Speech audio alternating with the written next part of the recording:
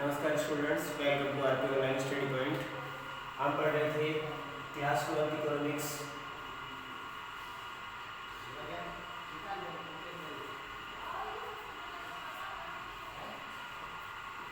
Economics.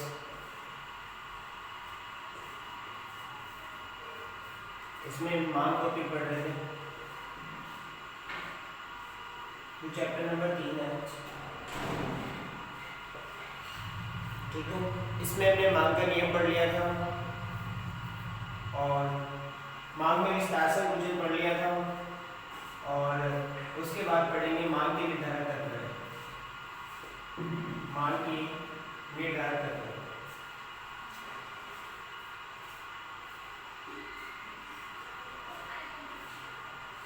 ये क्या होता है? देखो, ऐसे एलिमेंट्स जो उपभोक्ता की मांग को प्रभावित करते हो वो क्या कहलाते हैं? मांग के निर्धारक तत्व कहलाते हैं। जैसे कि वस्तु की फर्स्ट बात करते हैं हम, वस्तु की कीमत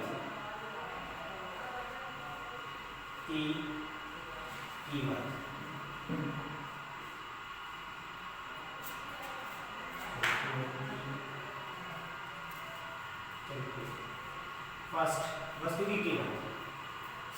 देखो, ये एक इंपॉर्टेंट मांग का निर्धारक तत्व है जो मांग को प्रभावित करता है। किस प्रकार से? जैसे देखिए हम कि सामान्य वस्तु के संदर्भ में, सामान्य वस्तु ले ले, कोई जैसे कोई फ्रूट है, सेब।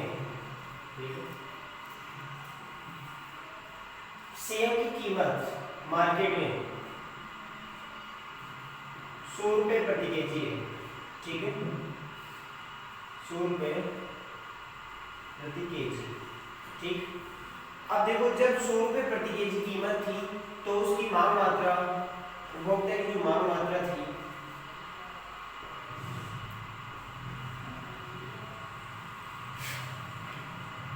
दो केजी रोज की आता था। वो 2 केजी पर डे उपभोग करता था। ठीक है, जब सेब की कीमत 100 रुपए थी तो एक उपभोक्ता 2 केजी पर डे सेब उपभोग करता था। जब मान लो उसकी प्राइस मार्केट में बढ़ जाए और 100 रुपए के बजाय 200 रुपए केजी हो गई, 200 रुपए प्रति केजी हो गई, तो क्या उपभोक्ता अब भी उतनी सेब खरीदेगा? नहीं, अब कम कर देगा। इतनी भी नहीं तो चलो भाई, थोड़ी बहुत तो कम तो हो ही जाएगी, 1.5 केजी खरीदेगा पर डे। ठीक है, उसके बाद मान लो कि इसी सेब की प्राइस घटकर 50 रुपए पर केजी हो जाए तो देखो, प्राइस में कमी आई है और प्राइस में कमी आने पर इसकी मांग मात्रा बढ़ सकती है। चलो भाई, 2 किलो से ज्यादा भी नहीं, तो डबल नहीं होने के बजाय इतना कह सकते हैं कि 3 केजी हो सकती है। 3 केजी पर डे उपभोग कर लेगा। क्लियर? तो देखिए, जब कोई उपभोक्ता किसी सेम वस्तु की, ये एक सामान्य फ्रूट है, सामान्य वस्तु के संदर्भ में जब कोई उपभोक्ता कहा जाए कि कीमत बढ़ेगी तो अपनी मांग मात्रा को कम कर देगा, और जब कीमत कम होगी तो मांग मात्रा को बढ़ा देगा। देखो, बढ़ी है और यहाँ कम हुई थी, तो देखो कीमत में और मांग मात्रा में क्या संबंध पाया जा रहा है? उल्टा पाया जा रहा है, एक बढ़ेगी तो दूसरी घटेगी। ठीक है, तो आप बता सकते हो कि कीमत, वस्तु की जो कीमत है वो मांग को प्रभावित कर रही है। देखो, उपभोक्ता की मांग घट रही है, बढ़ रही है, किसके कारण? कीमत के कारण। जो कीमत क्या कर रही है? मांग को प्रभावित कर रही है। इसलिए ये क्या है? मांग का निर्धारक तत्व, मतलब ये भी मांग को डिसाइड करता है। ठीक है, तो इसमें आप लिख सकते हो थ्योरी में कि इसमें किस टाइप का संबंध पाया जाता है? संबंध अन्य तत्वों की स्थिर रहने पर, अन्य तत्वों की स्थिर रहने पर उल्टा अप्रत्यक्ष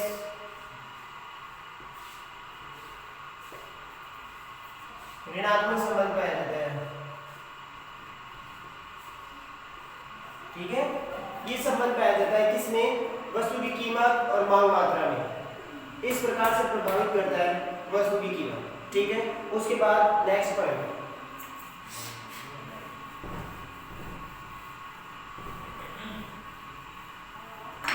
नेक्स्ट पॉइंट है संबंधित वस्तु की कीमत। संबंधित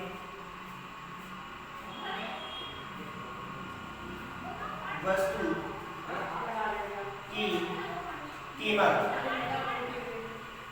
देखो संबंधित वस्तुएं क्या होती है? ऐसी वस्तुएं जो एक वस्तु का दूसरी वस्तु के साथ संबंध हो, जैसे चाय कॉफी। देखो चाय की जगह कॉफी चल सकती है, कॉफी की जगह चाय चल सकती है, ठीक है।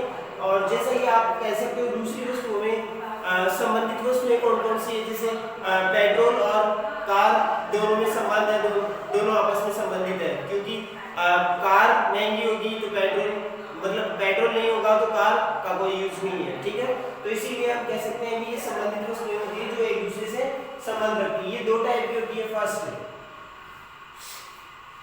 प्रतिस्पर्धी,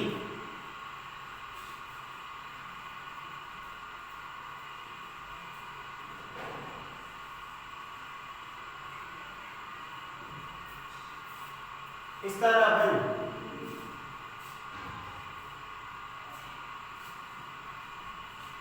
प्रतिस्थानापन्न,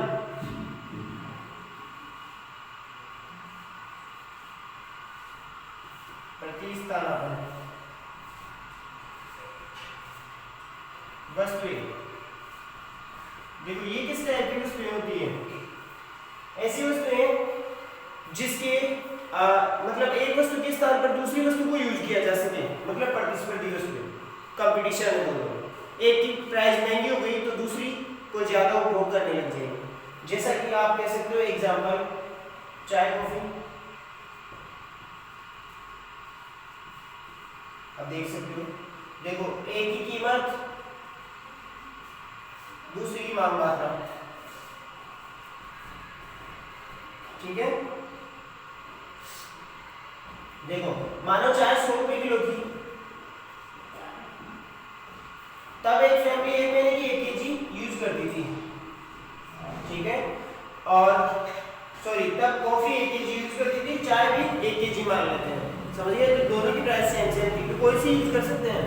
अब देखो मान लो कि कॉफी की इसकी चाय की कीमत बढ़ गई, 200 रुपए पर केजी हो गई। कितनी?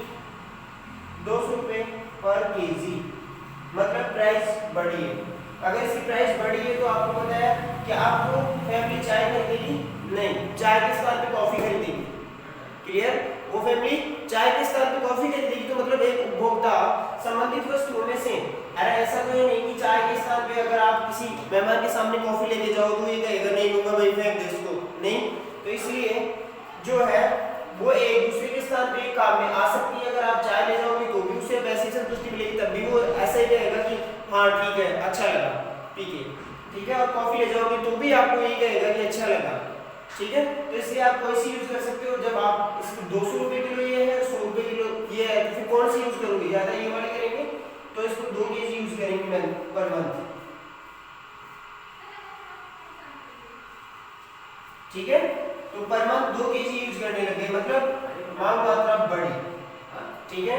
इसी प्रकार से अगर आप इसकी प्राइस कम कर दो, चाय की प्राइस 50 रुपए पर केजी हो गई पर केजी, तो अब बताओ प्राइस कम हुई है तो क्या इसकी मांग मात्रा बढ़ेगी? नहीं, घटेगी पहले की तुलना में भी, क्योंकि अभी भी इसकी प्राइस तो 100 रुपए है, उसकी 50 रुपए आधी हुई इसकी, तो फिर सब मेहमानों को चाय पिलाएंगे, कॉफी बंद, कॉफी बंद, तो इसकी मांग मात्रा कम।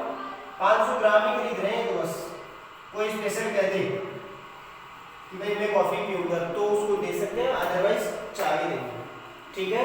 तो यहाँ से आपको पता चल रहा है प्रतिस्पर्धी स्थानापन्न, प्रतिस्थानापन्न वस्तुओं के अंदर किस टाइप का पाया जाता है संबंध। देखो सीधा, जब प्रथम प्रतिस्थानापन्न वस्तु की कीमत में वृद्धि होगी तो दूसरी की मांग मात्रा में वृद्धि होगी, समझ गए। एक प्रतिस्थानापन्न वस्तु की कीमत और दूसरी प्रतिस्थानापन्न वस्तु की मांग मात्रा दोनों में उल्टा सीधा सापेक्ष और धनात्मक संबंध पाया जाता है। इस प्रकार से ये भी मांग को प्रभावित करती है, ठीक है। इसी के साथ नेक्स्ट पॉइंट,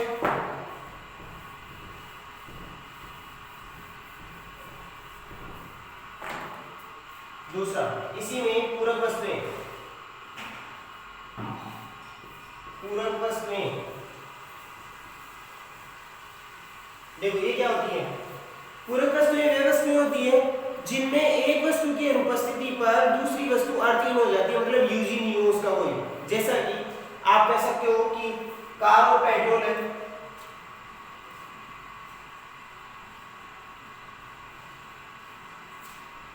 अब बताओ अगर पेट्रोल दुनिया में नहीं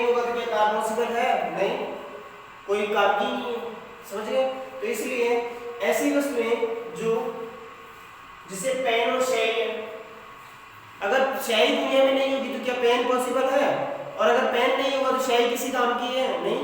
तो इसलिए दोनों एक दूसरे की पूरक है, एक वस्तु की अनुपस्थिति में दूसरी वस्तु अधीन हो जाती है, ठीक है। तो आप ये कह सकते हो कि जब मान लो कार की या पेट्रोल की इसकी कीमत मान लेते हैं, उसकी मांग मात्रा मान लेते हैं, एक वस्तु की कीमत और दूसरी वस्तु की मांग मात्रा। देखो अगर पेट्रोल की कीमतें बढ़ेगी,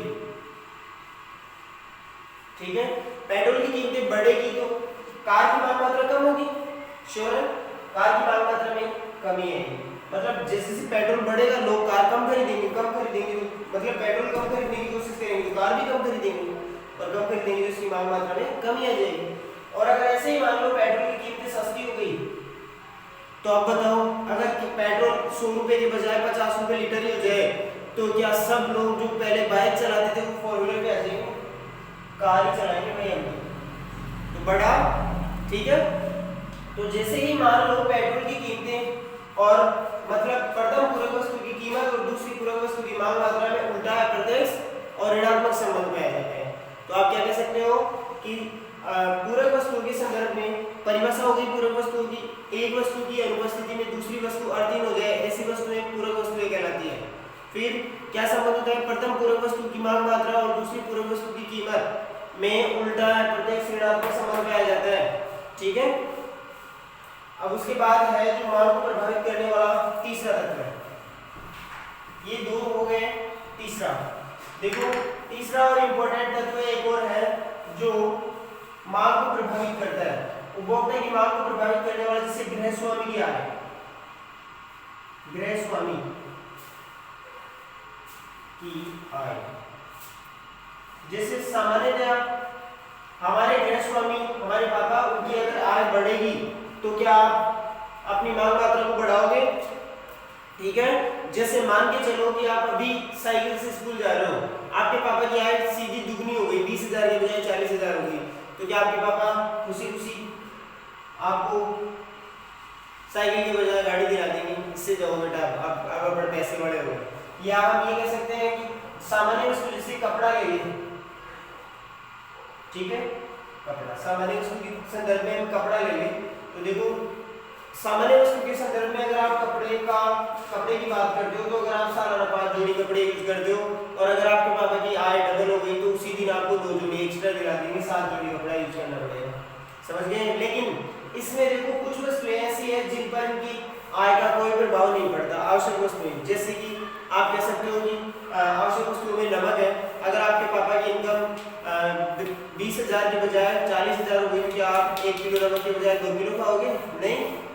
तो कुछ वस्तुएं ऐसी भी होती है, देखो इनके अलग अलग पॉइंट्स हैं, जैसे फर्स्ट सामान्य वस्तुएं,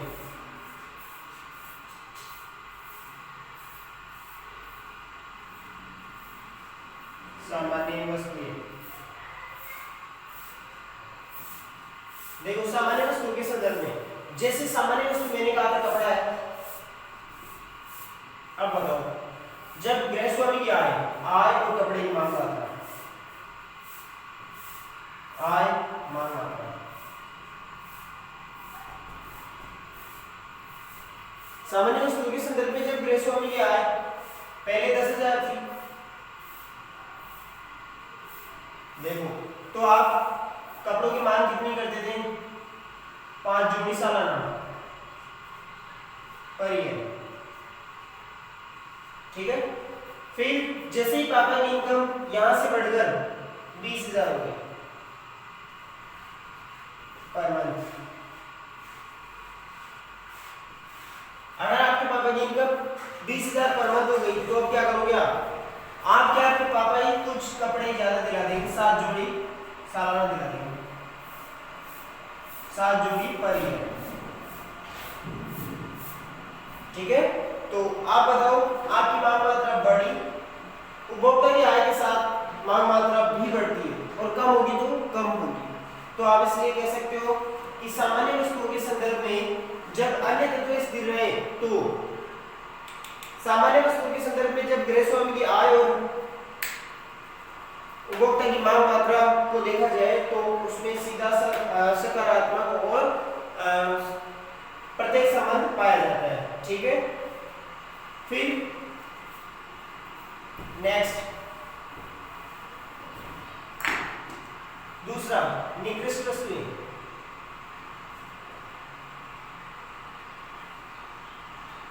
निकृष्ट वस्तुएं देखो ये कैसी वस्तुएं होती है, जैसे हम कहें कि तो देसी घी, एक डालडा घी,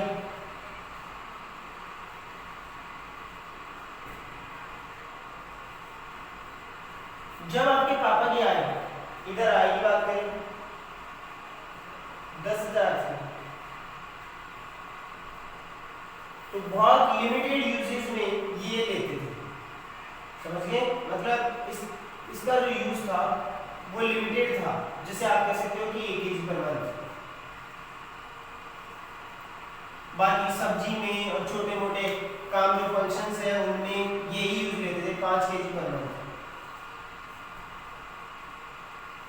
ठीक है, जैसे ही आपके पापा की आय यहाँ से 20,000 रुपए हो गई, मतलब डबल हो गई, क्या आप बताओ कुछ एक यूजेस कम कर देंगे यहाँ से?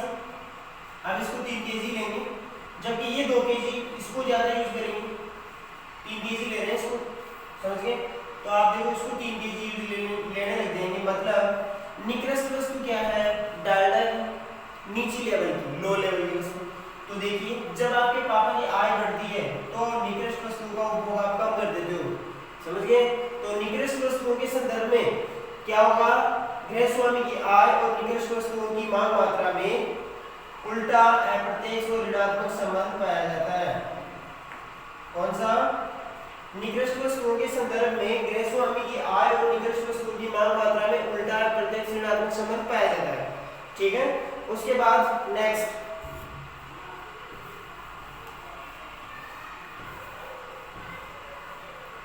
देखो इसका थर्ड पॉइंट अब है आवश्यक वस्तु।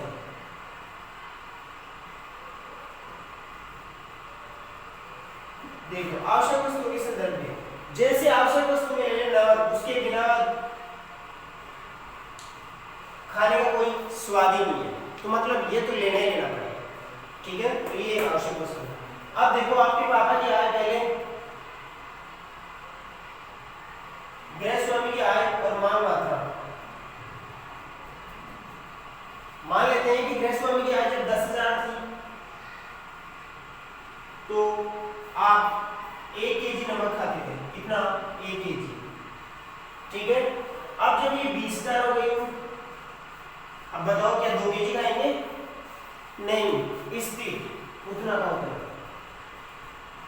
अब बताओ जब गृहस्वामी की आय बढ़ी तो भी नमक की मांग मात्रा स्थिर है, मतलब क्या कह सकते हो कि आवश्यक वस्तुओं के संदर्भ में जब गृहस्वामी की आय बढ़े या घटे लेकिन फिर भी मांग स्थिर है। ठीक है, फिर बात करते हैं फोर्थ पॉइंट, सबको डालते हैं फोर्थ पॉइंट। देखो मांग को निर्धारित करने वाला फोर्थ पॉइंट, रुचि, प्राथमिकता, फैशन।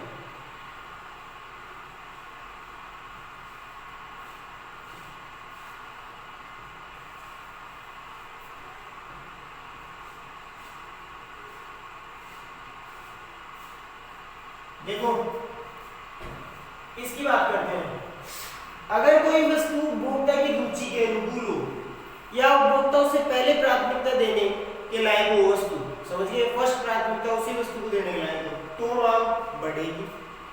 फैशन के अनुकूल हो तो मांग बढ़ेगी, नहीं तो घटेगी। जैसा कि हम बात करते हैं रुचि, देखो जब आपके सामने 2 काम रखे जाते हैं, तो आपको टीवी देखना है, एक आपको जॉब करना है। एक बच्चे के लिए देखा जाए तो टीवी उसके अनुकूल है, उसकी रुचि के अनुकूल है, उसकी रुचि है सिर्फ टीवी देखने में। तो बताइए अगर आपको ये वाला काम बताया जाए तो आपकी प्राथमिकता बढ़ेगी, सॉरी रुचि आपकी बढ़ेगी, समझ गए? तो आपकी रुचि के अनुकूल है तो इसकी मांग आप बढ़ा दोगे, कि मुझे ये वाला काम करना है, ये नहीं समझिए। या फिर देखो जैसे इसकी बात करते हैं फैशन की, जैसे धोती कुर्ता राजस्थानी कपड़ा है, राजस्थानी पोशाक जिसको कहते हैं, ठीक है। एक राजस्थानी पोशाक जींस टी शर्ट भी है।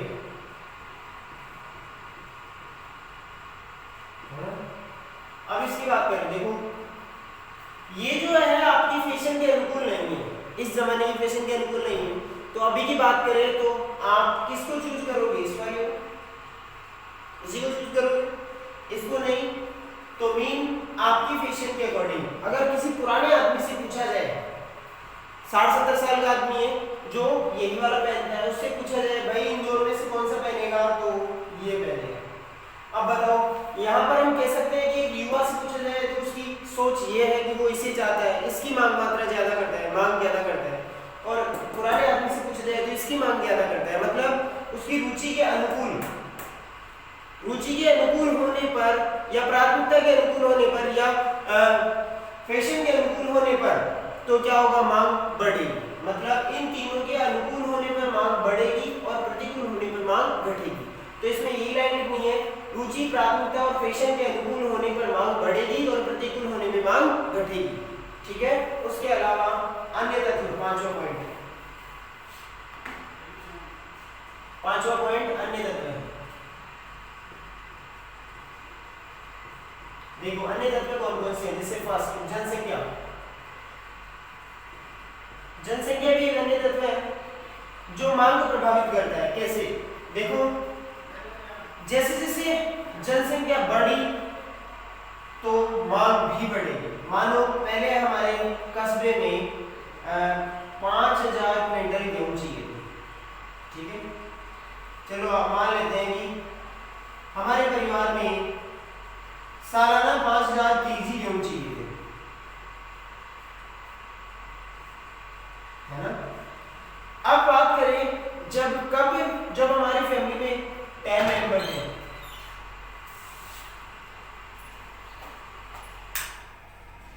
ठीक है, और जब 10 के बजाय 20 हो गए तो मेंबर 20 हो गए तो गेहूं की आवश्यकता भी ज्यादा होगी, श्योर है।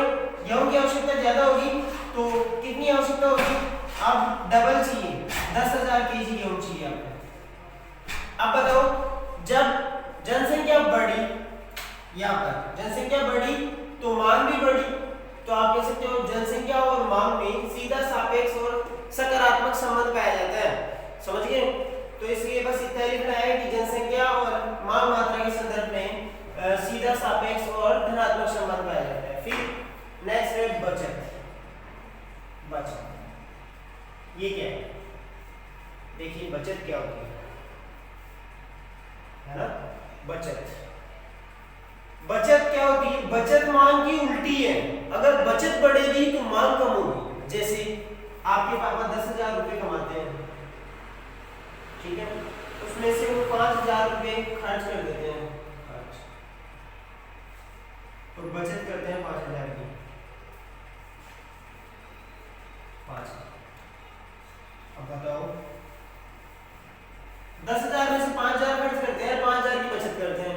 अब मान लो कि वो ये चाहते हैं कि ये बचत बढ़ाऊं बचत, तो बढ़ाएंगे कहां से बढ़ाएंगे, इस खर्चे में से रोकेंगे और क्या करेंगे, बस खर्चे 4,000 कर देंगे, फिर बचत 6,000 हो जाएगी।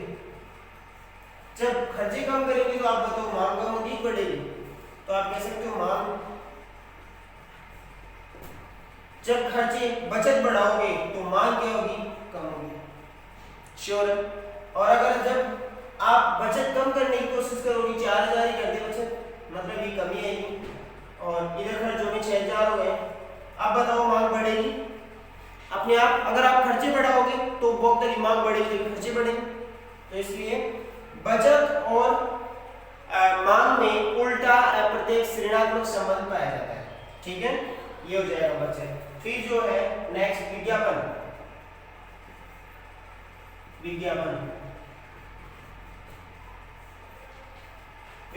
मांग के समानुपाती होता है। बहुत सारी किसी वस्तु की एडवर्टाइजमेंट होंगे तो मांग बढ़ेगी उसकी, ठीक है, और अगर कम होंगे तो कम होगी। श्योर। तो इसमें लिखना है विज्ञापन के संदर्भ में जब वस्तु की मांग सॉरी विज्ञापन बढ़ेगी तो वस्तु की मांग बढ़ेगी, विज्ञापन घटेगी तो वस्तु की मांग कम होगी, ठीक है। तो इसी के साथ मांग के निर्धारक तत्व खत्म हो गए हैं। और इंपॉर्टेंट क्वेश्चन होता है निबंधात्मक क्वेश्चंस में पूछ लिया जाता है कि मांग के निर्धारक तत्वों को विस्तार से समझाइए। तो विस्तार से आप 2 से 4 लाइन इन टॉपिक्स के अंदर लिखनी है और आपको ये एग्जांपल देके समझाना है अच्छे से। तो उससे क्या होगा, ये देखो ये टॉपिक जो है मांग, मैंने बताया था आपको फर्स्ट ईयर में भी काम आएगा, 12th क्लास में भी काम आएगा, इसलिए आपको थोड़ा सा अच्छे से देखना है और बाद में भी काम आ जाएगा, ठीक है। Thank you.